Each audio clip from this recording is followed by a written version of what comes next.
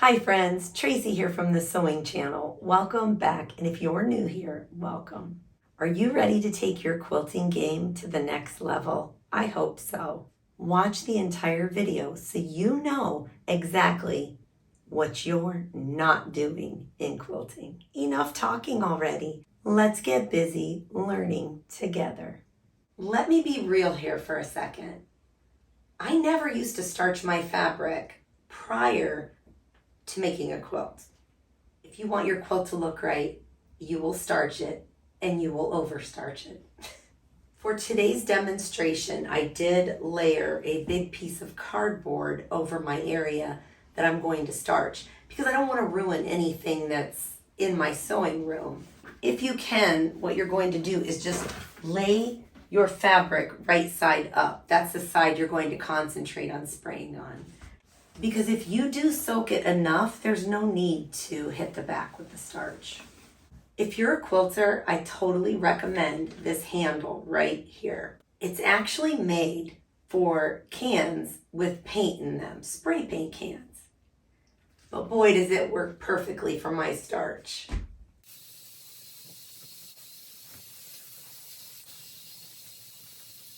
Since I'm doing a demonstration of two side-by-side 9 patches, I won't starch the other fabric that I'm going to use for that block. And so on and so forth through this entire video. There's no need to let this dry overnight by any means. You can use this fabric pretty quickly after starching it, soaking it. I have an overhead fan in my sewing room, and what I do is take about a 20-minute break or do something else and just let the fan hit it.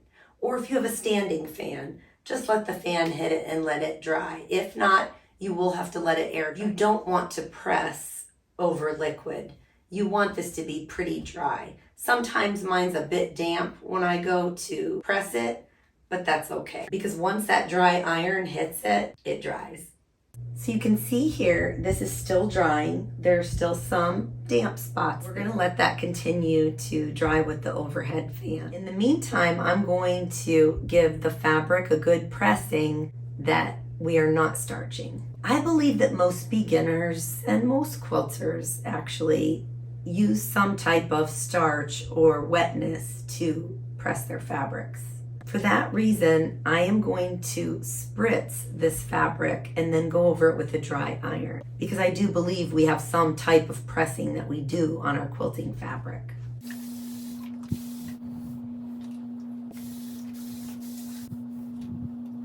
Now I'm going to take the damp fabric. It's almost dry, most of it's dry.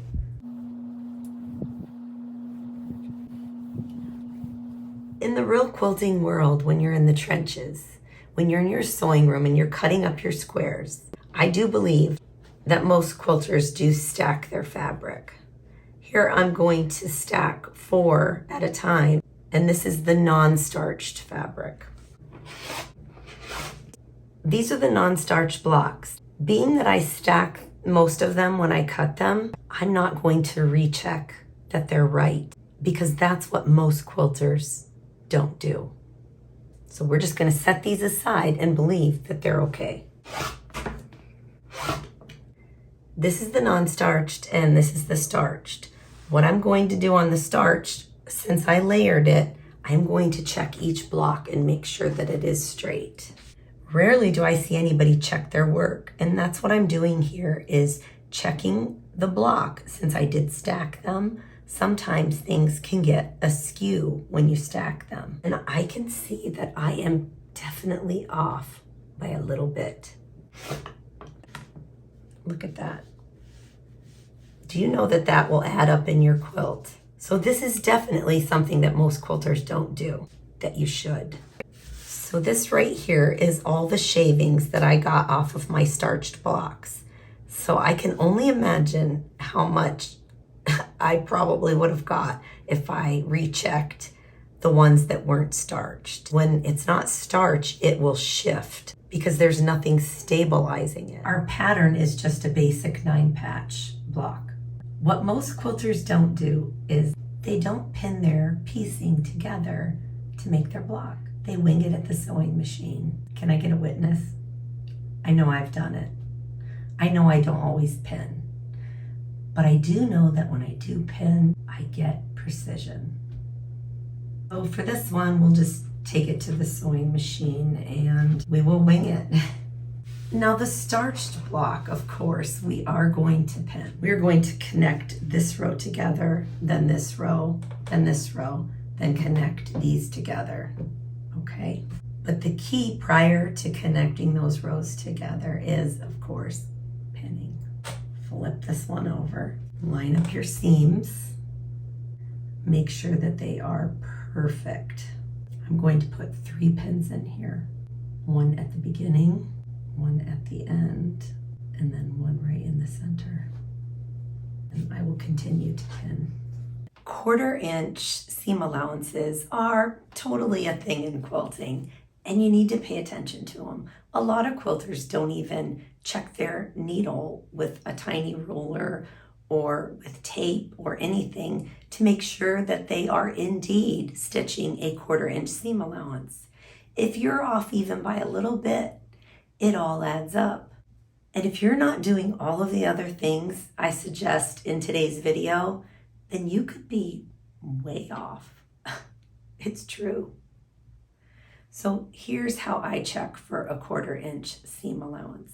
For demonstration purposes, I just took 2 scrap pieces of fabric to share with you the 1/4 inch mark. What I like to do when I sew for quilting is, you see the edge of this right here, the edge of the presser foot. I like my fabric to be right on that edge and just maybe peeking out a hair. Initially, when I turn on my sewing machine, my needle is right in the middle of my presser foot. Well, if we were to measure from where that needle is going to go into my fabric and to the edge of my presser foot, that is way over a 1/4 inch in seam allowance. So what I need to do is come over here. Now you can see here that when I press this button, my needle moves to the right. Let me show you, now that you know what I'm pressing. So the needle is in the middle, right here. I'll keep my finger there so you can see. So you see it moving far away.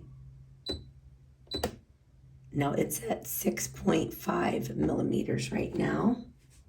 So let's see how that lines up. You can see my needle right there on the 1/4 inch, and you can see the roller is just hanging over just a bit past the presser foot. And I think that's gonna work for me at 6.5. That's what I normally use anyways, so I think that's gonna work. So that's how you measure a 1/4 inch seam allowance. So let's go ahead and just drop the needle.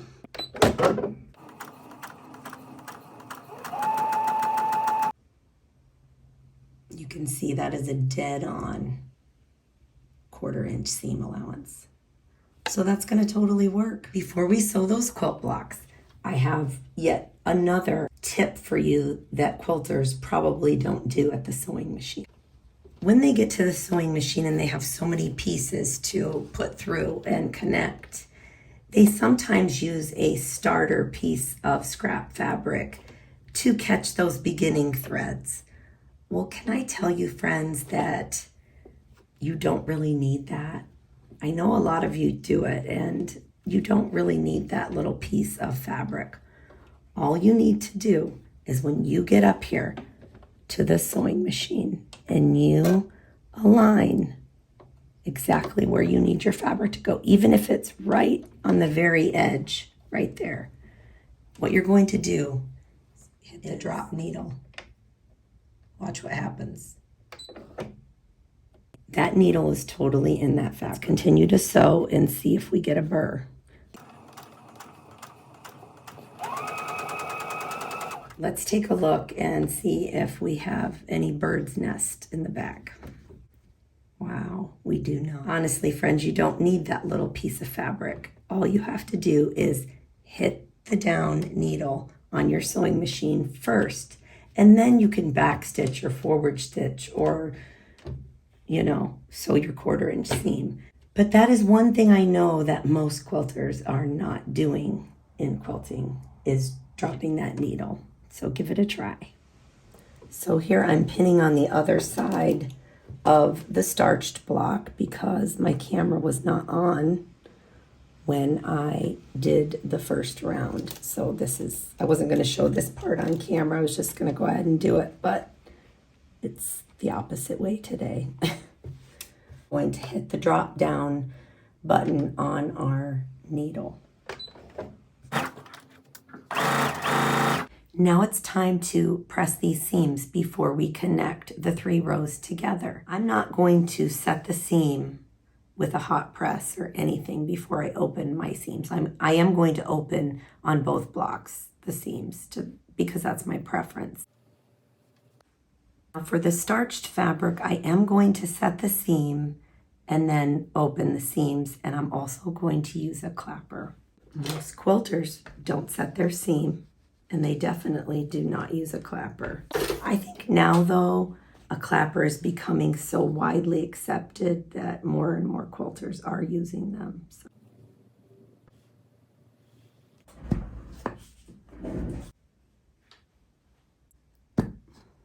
Flip this. I'll match up the seams, eyeball them, because we're not going to pin, remember, because we're not pinning on this one. And let's take a look at our starched block. So with these 2 rows right here, we're going to flip those over like that. We're going to pop a pin right here. We're going to match up these seams over here. We're going to pin the center and pin the outer edges, and then pin the center here. Now I'm not going to show me sewing these up, but I can guarantee you that I am going to be watching for my 1/4 inch, and I'm going to be dropping my needle at the beginning, and I will be back stitching. On the non-starched one, I will not be dropping my needle, and I will not be back stitching. So here are both of our blocks.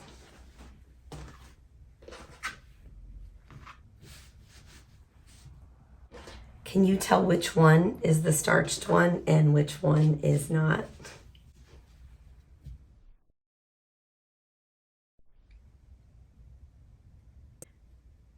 This one is the starched and this one is not. This one is laying much flatter because we did open the seams and we used the clapper. This one, we have a lot more precision on our points than this one here because we did pin. Even tell here, excess overhang that we have here and here. I do believe it's because these blocks were not cut dead on. And right there. This one does have a little bit of overhang right here. But I do believe it's because I did not pin properly. So I blame that on me. Had I had this over pinned just a little bit more, this would be dead on my points.